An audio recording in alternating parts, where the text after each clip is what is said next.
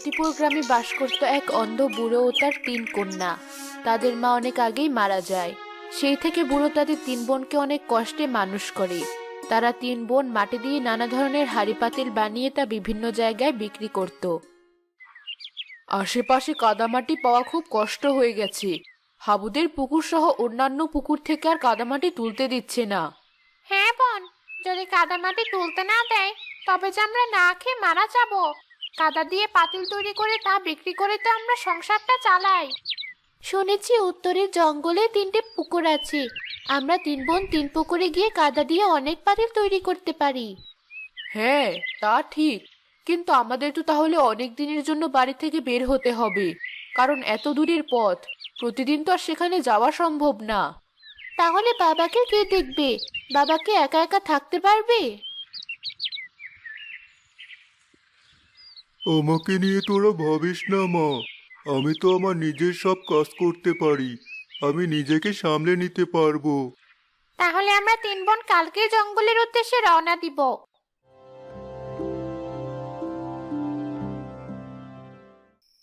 সেই রাতে তারা সবাই যখন ঘুমিয়ে পড়লো তখন তারা তিন বোন স্বপ্ন দেখলো।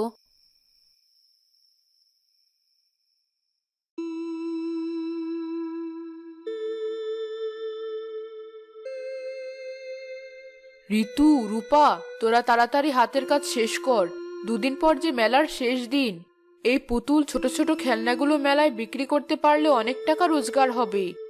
এই তো বোন, প্রায় শেষ হয়ে গেছে। আরেকটু। মা, আমি খুব তৃষ্ণার্ত। আমাকে তোমরা একটু পানি খাওয়াবে? কাদের সময় কোথা থেকে আসলে বুড়িমা? ঋতু, এই বুড়িমাকে ঘর থেকে একটু পানি এনে দে তো। আমি এখন যাচ্ছি না বোন, আমার হাতে অনেক কাজ। তুমি বরং রূপাকে বলো। আমাকে বলা লাগবে না, আমি যাচ্ছি। বুড়িমা, তুমি এখানে বসো, আমি তোমার জন্য এখনই পানি নিয়ে আসছি। রূপা ঘরে গিয়ে পানি ও দুটো পিঠে এনে বুড়িকে বলল, বুড়িমা, শুধু শুধু পানি তো আর কাউকে দেওয়া যায় না। তুমি এই পিঠে দুটো খেয়ে পানি খাও। খুব মিষ্টি মেয়ে তুই মা। তোর হাতেও তো অনেক কাজ ছিল, তবুও তুই আমাকে পানি এনে দিলি। আমার কাজের থেকে তোমার খিদের দাম যে অনেক বেশি বুড়িমা।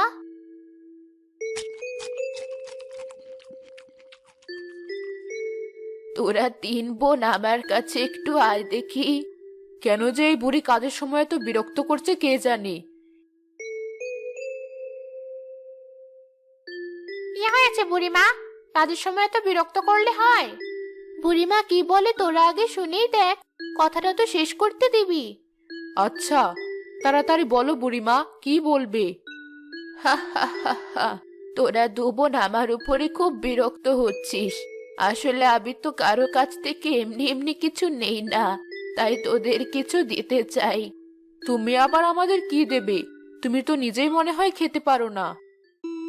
বুড়ি তার জাদু শক্তি দিয়ে তিনটি কোদাল দিয়ে বলল, তা হয়তো পারি না, তবে এটুকু তো দিতেই পারি। এই নে মা, তোরা এই কোদাল তোদের কাছে রেখে দে। কাল যখন জঙ্গলের পুকুরে কাদা কাটতে যাবি তখন তোদের কাজে লাগবে। তোমাকে অনেক ধন্যবাদ বুড়িমা, কারণ আমাদের কোদালটা অনেক পুরানো আর অকেজো হয়ে গিয়েছিল। তোমার এই কোদালটা আমাদের অনেক উপকারে আসবে। শোন তাহলে, তোরা যে পুকুরের উদ্দেশ্যে বের হচ্ছিস, সে পুকুর তিনটে কিন্তু এক জায়গায় না। জঙ্গলের ভেতরে গিয়ে দেখবি তিনটে রাস্তা তিন দিকে চলে গেছে। তোরা তিন বোন তিন রাস্তায় গিয়ে রাস্তার শেষ মাথায় একটা করে পুকুর পাবি। পুরীর কথা শেষ হতেই তাদের তিন বোনের ঘুম ভেঙে গেল। ঘুম ভেঙে দেখলো তিন বোনের পাশে তিনটি কোদাল। আমাদের স্বপ্নটা কি তাহলে সত্যি? মেজো, ছোট, আমি যে স্বপ্ন দেখেছি তোরাও কি সেই একই স্বপ্ন দেখেছিস?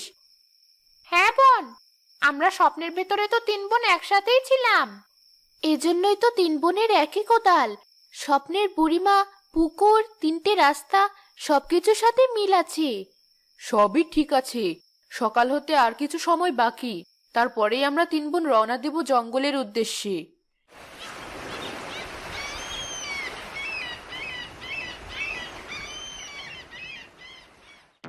পরের দিন সকালে তারা তিন বোন তাদের অন্ধ বাবার কাছ থেকে বিদায় নিয়ে জঙ্গলের উদ্দেশ্যে রওনা দিল। এই পথ তো শেষই হচ্ছে না, তাহলে সেই তিনটে রাস্তার দেখা পাবো কখন?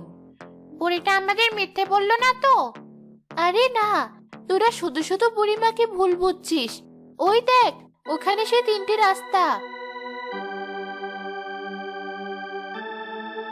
মেজো, তুই এই পথে যা, ছোট ওই পথে যা, আর আমি এই পথে যাই। 1 মাস পরে এই দিনে আমরা 3 বোন একসাথে হয়ে বাড়িতে ফিরবো।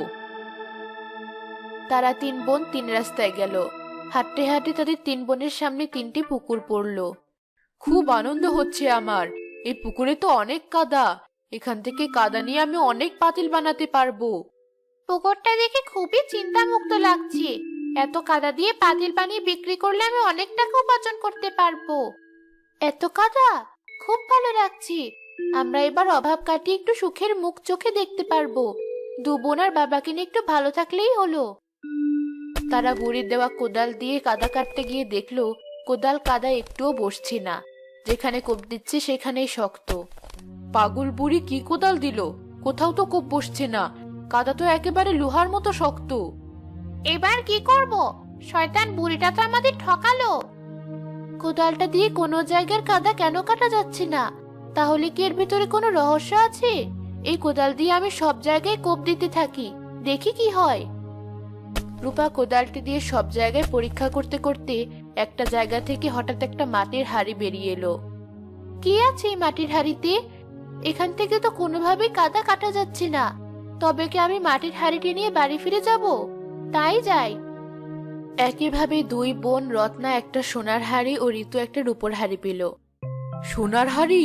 আমার তো খুব খুশি লাগছে এটা ভেবে যে আমি এত সোনার মালিক। যেহেতু এখানকার কাদা কোনো কাজের না, তার চেয়ে বরং আমি বাড়ি ফিরে যাই। রূপোর হাঁড়ি? নিশ্চয়ই হাঁড়িটি বিক্রি করলে আমি অনেক টাকা পাবো। যেহেতু এই পুকুরের কাদা কোনো কাজের না, সেহেতু আমি হাঁড়িটি নিয়ে বাড়ি ফিরে যাই। তারা 3 বোন হাঁটতে হাঁটতে 3 রাস্তার মাঝে এসে পৌঁছালো। মেজো, ছোট, আমার মতো তোরাও কি সোনার হাঁড়ি পেয়েছিস? না বোন, আমি রূপোর হাঁড়ি পেয়েছি। আমি মাটির হাঁড়ি পেয়েছি। তাছাড়া পুকুর থেকে তো কোনো কাদাই কাটা যাচ্ছে না, তাই ফিরে এলাম। হ্যাঁ, আমারও এমন হয়েছিল। তবুও তো একটা সোনার হাঁড়ি পেলাম। ঋতু তো রূপো পেল আর তুই মাটি। তোর হাঁড়ি তো কোনো কাজেরই না। ছোট, এটা এখানে ফেলে যা। না বোন, হাঁড়িটা যখন পেয়েছি এটা আমি যত্ন করে তুলে রাখবো। কথায় আছে, নিজের কাছে সেদে পড়ে আসা জিনিসকে কখনো অবহেলা করতে নেই। তারা 3 বোন পথ চলতে চলতে বাড়ি ফিরে এলো। রত্না ও ঋতুর মনে হিংসা ও অহংকারের পাহাড় জমতে লাগলো। ঋতু, তোর আর আমার হাঁড়িটা এখানে রাখ। ছোট, তোর এই মাটির হাঁড়িটা ঘরের একপাশে রেখে দে। মাটির হাঁড়ি কি আর সোনার উপর হাঁড়ির কাছে রাখা যায় বল? তা তুই ঠিকই বলেছিস বোন। আচ্ছা ঠিক আছে, এটা আমি তোদের হাঁড়ি থেকে দূরেই রাখবো।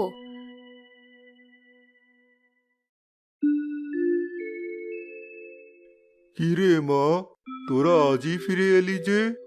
সে অনেক কথা বাবা, না শুনলে বুঝতে পারবে না। রত্না তখন তার বাবাকে সব কথা খুলে বলল। খুব ভালো হয়েছে মা। সৃষ্টিকর্তা তোদের দিকে এবার মুখ তুলে চেয়েছেন। আমাদের দিকে মুখ তুলে চাইলেও রূপার কি হবে? আমরা তো আর আমাদের সোনার উপর থেকে ওকে ভাগ দেব না। এমন কথা বললে হয় মা? ও তো তোদেরই ছোট বোন। আমাকে নিয়ে তো ভেবো না বাবা।